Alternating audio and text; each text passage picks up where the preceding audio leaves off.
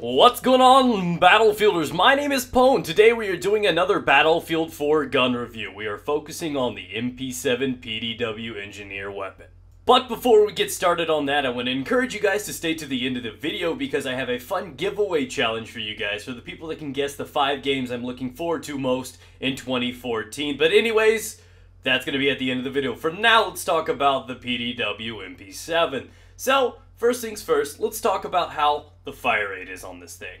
The MP7 comes in with a fire rate of 950 rounds per minute and a bullet velocity of 470 meters per second. And alongside of that, it comes in with a maximum damage of only 20, dropping off heavily to 11.2 damage.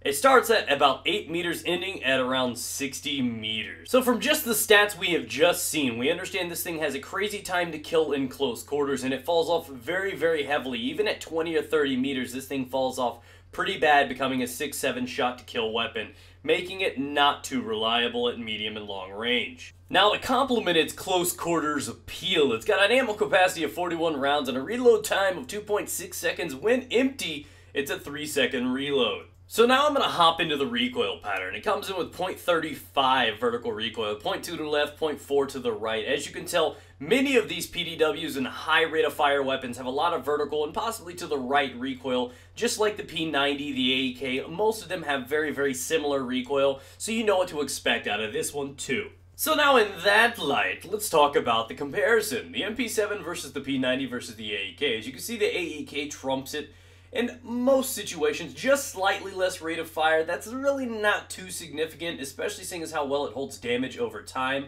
It doesn't drop off like the other PDWs do. Its velocity is even faster. It's great time to kill. It's one difference between the AEK and the other PDWs, the MP7 and P90, is the ammo capacity, in which the P90 actually has 10 more shots. And for the fact that they have such similar stats, that slightly gives an edge to the P90. Now, where these actually vary generally comes down to the spread pattern. Now, the PDWs, including the MP7 and the other ones, have ridiculously nice spread, hip-fire abilities, so on and so forth. Almost, I'd say about half, if not a third, of what the AEK does. Now, the AEK is better with range. It holds on to better damage. Obviously, it trumps the PDWs in most situations. Overall, it's a better weapon. But when you're using a PDW on something like Locker or any close quarters maps, they're going to do great, and you need to trust in their hip-fire abilities. That's something you have to understand, which is why I give the nudge to the P90 versus the MP7. Now, I wanted to start with the MP7 because the China Rising guns were just now available. People were asking to see some ideas and information on it. And the MP7, to me, was a single-handedly the most important, underrated weapon in Battlefield 3. It was probably my favorite weapon in Battlefield 3. I would take it over the M16 or the AEK in most situations. So needless to say, I was excited and hoping its potential coming in with the new DLC was going to get in there and spark up my interest in it, just like how great it was in Battlefield 3, and that was not the case. You should take the AEK over this weapon or any PDW when you can because of its accuracy, its damage hold off, and that's really, really a good thing to focus on. The P90 is so similar to this weapon in stats that most of the differences are so just minuscule that it's not even worth mentioning. They're so similar. But again, the P90 has 10 more shots, making it that much more dangerous. That's an additional kill for most people, making it very, very important. Also, now that we're on the scale of that, let's talk about what I'd rate this weapon. On a scale of 1 to moist, that's 5 stars.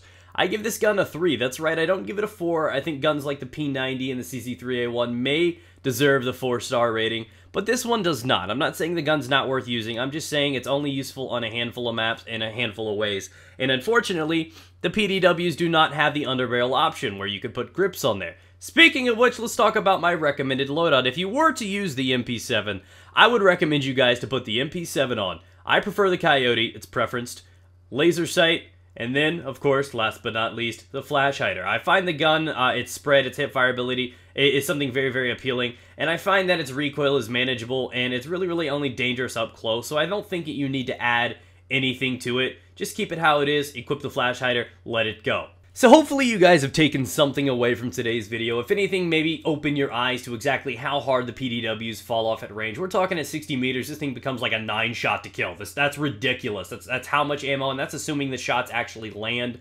So now you know exactly how hard these things fall up, and you know to use them only on maps like Locker, so on and so forth. So now take that, adapt to the right settings, Take the AK 9 times over 10 if you're looking for a rate of fire or time to kill weapon over these PDWs, and remember the carbines are your friends for the engineer category. With that being said, hopefully you appreciate this video. Now we're talking about the giveaway. So, in celebration of my birthday today, and on celebration of getting a couple sponsors in line for us for free gifts and everything like that, I have hooked up with Gamma Labs to do something very, very cool for you guys today. So here are the rules of today's giveaway challenge. I have a competition for you guys, and the top 5 or the first 5 people to answer this correctly get to win the prizes. So, without further ado, I have 5 games that I'm looking forward to the most in 2014. That's right, create a list of 5 games that you think I want to, not the ones you want to, not the ones that are expected to be Game of the Year, but you have to guess the 5 games you think that I'm looking forward to the most in 2014. Starting with 1 being the most important and 5th being the least important. Put them in order. If you do happen to get all 5 games, not necessarily in order, I will give you a $50 gift certificate to Gamma Labs. If by some odd chance that you happen to get all 5 of them in order, I will double it and give you a $100 gift certificate to purchase some more Gamma Labs. So this makes it exciting. On top of that, I'm going to give you guys a 6th vote handicap. So put the 5 that you think I'm going to guess, and then just in case there's one more that's lingering in your mind you think may be in that list, throw that in as the 6th wild card, and maybe you can win and clutch out that final $50 prize. So that is the rule right now. That is what we are doing. So guess what you think my top 5 games of 2014 that I'm looking forward to that are coming out still in this year. And if you win, that's what's going to happen. For you guys that do not know what Gamma Labs is, I guess it's considered an energy supplement, but it doesn't do to me what like an energy shot would do, or you know, Monster energy drinks or anything, because those things have highs. Those give you bursts and speed. You know, just kind of it pumps you up. This is more focus. So when they say we're an energy company, I'm like, no, you're not. You help me focus. You help me think, which is very, very important. I suffer from attention deficit hyper disorder, ADHD, or the more common one is ADD. And I was on Adderall, Concerta, lots of different medications. And if any of you guys have ever had that, you guys know exactly what that's like. And if you've taken medications and you know how it helps you focus, that's exactly what this does. So whether or not you're a big coffee drinker or a big energy drinker, if you want something healthier for you that helps you focus, pay attention, whether it's sports, you've got midterms, you've got gaming, you have, you know, I do it before live streams. I take these things, and it really does help me think. So it's something to help me think and focus versus giving me energy to stay awake during the day. It allows me to properly utilize my thought process and open up. So if you guys are looking into something like that, you need something like that for school or competitions or anything like that, work, long days, that's down below. I have a 10% off code if you guys want to check that out. But either way, I'm excited to be getting involved with them. The stuff is really, really cool. My favorite flavor is watermelon, in case you're curious. But hopefully you guys are excited about this. I want to do more competitions like this. So have a great day, guys. I will catch you in the future.